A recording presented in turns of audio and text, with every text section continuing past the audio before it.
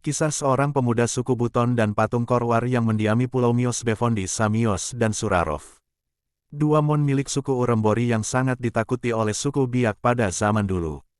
Seorang pemuda suku Buton adalah sahabat dari FJF Van Hasselt yang masuk ke Pulau Mios Karwar, Mios Bevondi, dan membawa dua patung yang melegenda pada zaman dulu, memilkul di pundaknya, dan membawanya ke kapal Utrecht.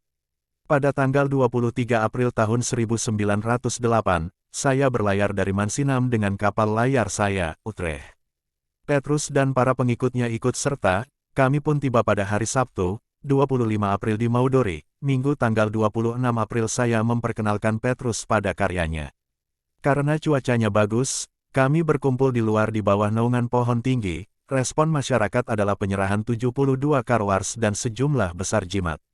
Petrus pertama kali datang kepadaku untuk mengatakan bahwa patung Mon kaum Urembor ada di Meos Karwar. Penduduk setuju jika saya mendapatkannya dari sana.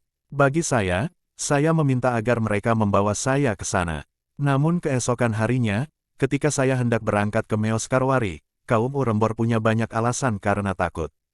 Mereka menunjukkan tempat itu kepada saya sebaik mungkin, tetapi mereka tidak mempunyai kesempatan untuk pergi bersama kami dan harus sendiri. Setelah berlayar sekitar 6 jam dengan angin kencang, kami sampai di tempat berlabuh yang aman di lepas pantai Meos Karwar.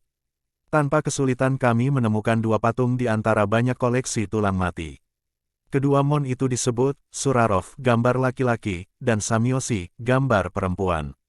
Belakangan saya mengetahui bahwa Surarov adalah keturunan elang asteris dan Samiosi dari ular laut lain. Yang lain lagi menyatakan bahwa mereka telah berubah menjadi hewan-hewan ini dan bahwa Surarov terbang bola-balik seperti elang antara Waigeo dan Biak. Tempat-tempat di bawah ini disebut istimewa perlindungan.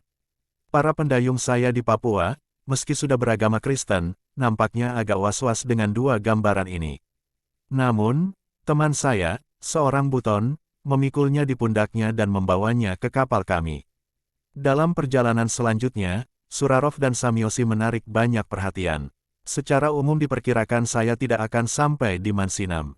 Orang-orang Uremboria khawatir dan Peter harus menahan jurumudi, yang ingin mencariku di laut dengan kano, karena kecelakaan pasti akan terjadi setelah tindakan sembrono itu, dan cerita sudah beredar dan sangat diyakini bahwa tiang kapal-kapalku rusak. Namun, saya kembali dengan selamat ke bangsa saya, dan Surarov dan Samiosi sekarang sudah jauh dari kejayaan mereka sebelumnya, dan dengan menghilangnya mereka juga telah memberikan kesaksian bahwa Tuhan akan memerintah di tempat tinggal orang bukan Yahudi yang paling jauh. Hal ini bukannya tanpa pengaruh terhadap jalannya peristiwa selanjutnya. Tahun 1909 gambar Samios diabadikan oleh fotografer Jean Demeny di stasiun misi Mansinam. Demikian cerita tentang Samios dan Surarov. Nantikan cerita-cerita lainnya di video selanjutnya. Cerita ini digali kembali oleh Frans Wompere, Yahya Meniber.